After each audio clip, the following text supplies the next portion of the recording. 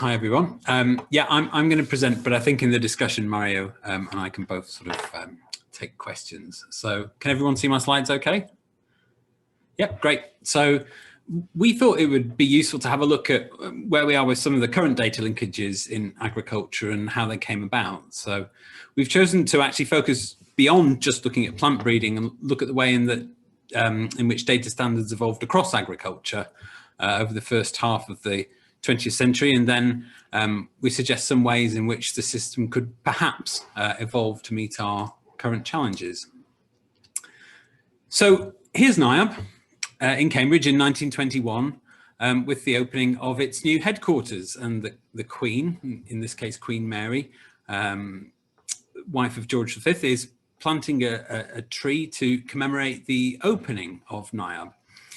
And NIAB was the vision of somebody called Lawrence Weaver, who at that time worked in the Ministry of Agriculture as the controller of food supplies. And NIAB was founded through private donation as an independent government and industry supported organisation, which was founded to specifically address the challenges arising from the food crisis of the First World War, and then immediately following the global pandemic that happened just after the war.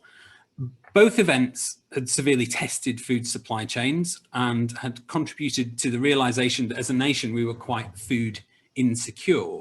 And so the idea of NIAB was to serve the public good through improvement of the whole of the agricultural system, through the deployment of new genetics, the development of agronomy and quality assurance processes, and really was all about placing science at the heart of agricultural innovation. Now, the first part of our modern system to be established was seed testing, and that drew on knowledge gathered from international exchanges, actually travels to Denmark and Sweden by Weaver and his colleagues. And this was really put in place to ensure that there was quality in import of seed, and that it was free from disease and that it actually germinated, and also to regulate seed that was exported or sold on the market in the UK.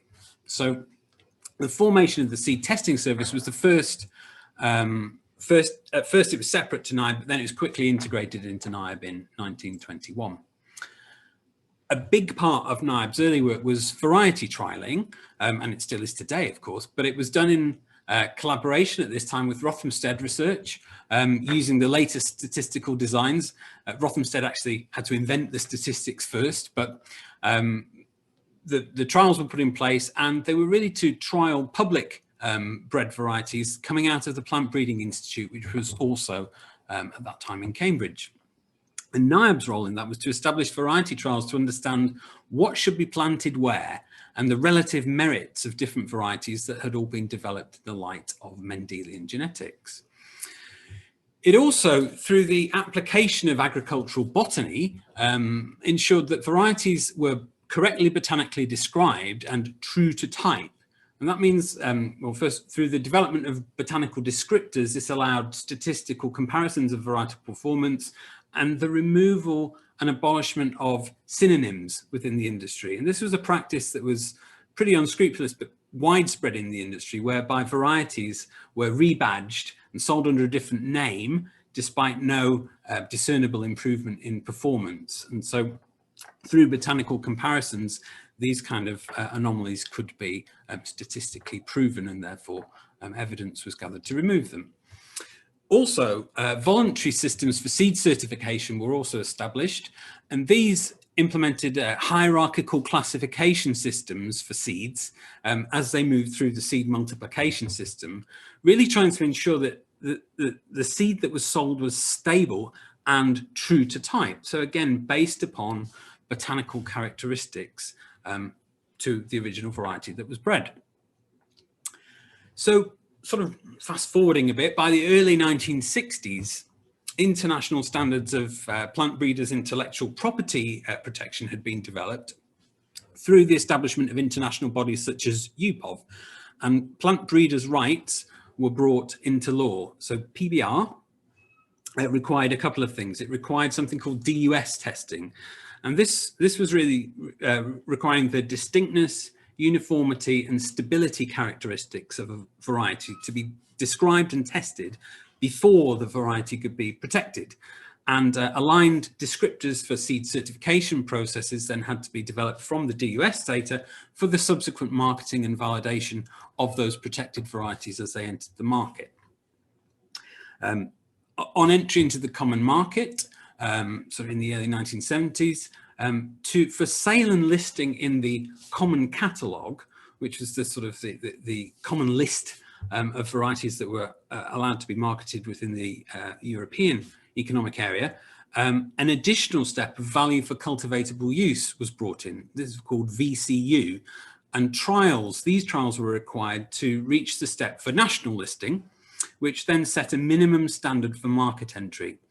And in the UK, these VCU trials replaced, until that point, the nationally funded NIAB recommended list, which was a system through which varieties were previously selected for marketing based upon their performance.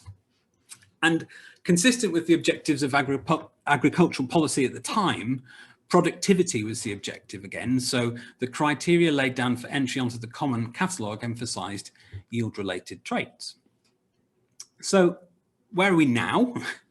Well, this and other agronomic innovations, and of course the massive role that genetics has played, has led to the rapid increase in yield that's been seen over the past 60 years, leading to production keeping pace with population growth globally, and of course the aligned global improvements in living standards that have come as a result of that, but crucially without increasing land area any further. So in other words, the system that was put in place worked and achieved the objective, productivity, that was set. The modern system, as I've just sort of outlined, has three key pillars: registration, certification, and then labelling and packaging rules for marketing. And in the UK, the recommended list actually remains, but is now advisory rather than mandatory. And the whole system now, rather than being nationally funded, is essentially privately funded, with DUS and VCU testing paid for almost entirely by breeders, and the recommended list through a statutory levy paid by growers, which is administered through the levy body, the AHDB, through the use of a statutory instrument. And hand in hand with the transfer of the cost of this process onto the industry in the early 1980s, there was widespread reform of the organisational landscape of near-market research and development, largely due to the fact that the policy had been a success. And in fact, at that point, there were worries about food overproduction rather than underproduction. The privatisation or withdrawal of government support of many of the former publicly funded institutes over the next 30 years meant that little of this whole varietal registration and testing system today receives public funding. And so as a result, most of the data is owned by breeders nowadays and is not publicly available. Apologies for the image, but this image illustrates the linkage between these statutory systems, with botanical descriptors of plant characteristics through DUS data informing seed certification schemes, national list VCU trialing, feeding into recommended list trials, and the whole system, as it stands at the moment, is still geared towards driving on-farm productivity, with many of the recommended list characteristics being based upon varietal performance under modern high-input agricultural systems. And there is a final part to this. Linked data collection through the DEFRA Farm Survey then informs our national statistics in terms of national yield calculations. And internationally, data standardization, so the deployment of these different systems globally, is controlled by different agencies. So we have UPOV, ISTA and OECD controlling DUS testing, seed testing, and seed certification respectively. And then only VCU trials, the one part of the national listing process, being delegated to national authorities to administer. And the goals of these international bodies are now somewhat different to the individual national needs, as they are there to ensure that there's international access to these globally implementable systems in an equitable way.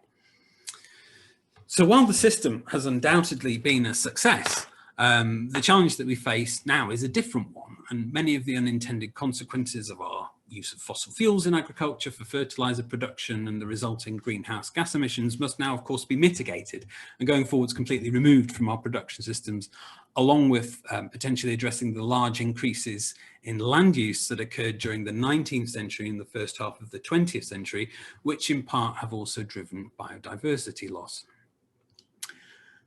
But some things, although the challenges are different, are very, very similar. So although the challenge has changed, we still find ourselves in a period of renewed focus on our food supply chains, this time not because of war, but because of disruption due to a global pandemic. And for NIAB, in some ways, things are remarkably similar.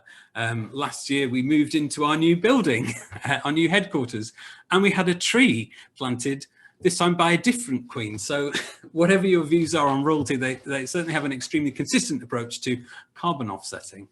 However, the past 100 years and the systems that were put in place have given us this huge body of data. And that's been preserved within the archives of these statutory systems. And so work, for example, to reconstruct the pedigree of modern wheat, which I'm showing here, has been drawn from many statutory data sources and reveals the contribution of different varieties into, down at the bottom here, the modern wheat pedigree. So it's a real positive of some of these systems that they do allow for data longevity. Now, in addressing the triple challenge of biodiversity, economic and resilient production, and net zero, we must turn what is largely a linear system into one that allows more dynamic feedback and continuous optimization, integrating systems approaches into our statutory systems. So looking forward, advances in genomics, allowing us to measure the genetic variation contained within each variety and shared between varieties, and link this both to environmental data and an expanded array of phenotypic data, measurements of performance from trials, and also on farm, could allow a lot of innovations to occur within our statutory systems. So we now have a whole range of different tools that we could use.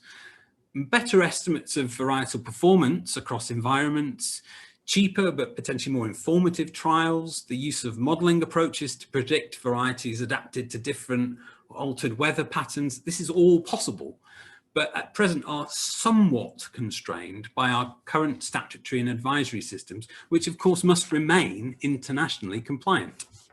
And so in many ways, the innovation and the science has become somewhat separated from the processes. However, linking these data together in a more comprehensive and intelligent way through common data standards could lead to major benefits directly on farm, and insights from varietal performance gathered not only in trials but on farm directly could then be used to inform selection criteria all the way back into the breeding pipeline. So, and furthermore, the use and linkage of this data could not only be used to gather national statistics on productivity, but could also be used to parameterize models that predict the overall agricultural system performance, its environmental resilience, and inform agricultural policy developments around sustainable agricultural innovation. So, looking into a bit more detail, new market opportunities could all be opened up by this greater data linkage, the availability of which could be driven through improved statutory systems and open data standards, which would drive accessibility and interoperability of data. And the system could once again be focused on delivery of public goods, which would align well, of course, with the changes in national agriculture and environmental policy, but also deliver multiple benefits into private enterprise. So just to conclude, our current systems are emerged out of this need to drive up productivity, and were very centralized efforts at the national and then the European level, in fact, the global level.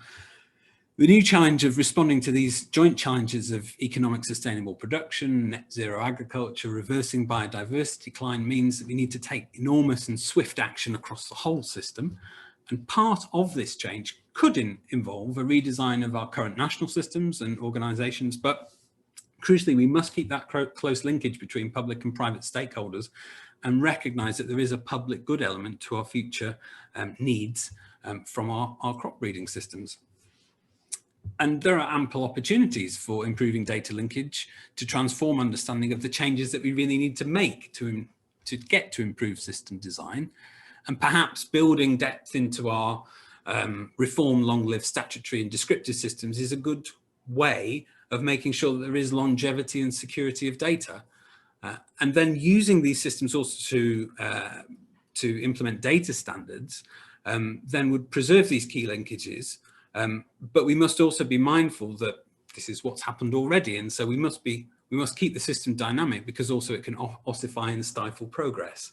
So we must be flexible in any future system that we design, and we must make sure that we continue to adhere to these international standards, but where we do diverge, that additional cost of maybe putting in some of these systems needs to be supported through public funding to ensure that it is still commercially viable for private enterprise to operate and register varieties on our national market. Making any additional data added to our statutory and public systems open is really important and should be viewed as a public good. And the current system as it stands at the moment, because of who owns the data, is not necessarily set up for fair data access at this point in time. So making data standards open, accessible, is really crucial if we want to engineer this new market, this new green sort of growth opportunity. And standardizing around trials between public and private sector through data standards is a good idea, because it would ensure a lot of interoperability between the data. And then extending the linkage of data from statutory and advisory systems into academic research, as well as onto the farm, gives us a lot of scope for new and innovative approaches to measure and manage these system level properties. And in part, of course, that's our technological challenge for the next 30 years. We now have to, again, invent a whole new set of systems. So with that, I will stop, and hopefully I'm roughly on time. Thank you very much, Richard and Mario, of course, for this fantastic overview of the space in which we are moving, the kinds of data that are relevant, the different institutions that are involved in all of this. And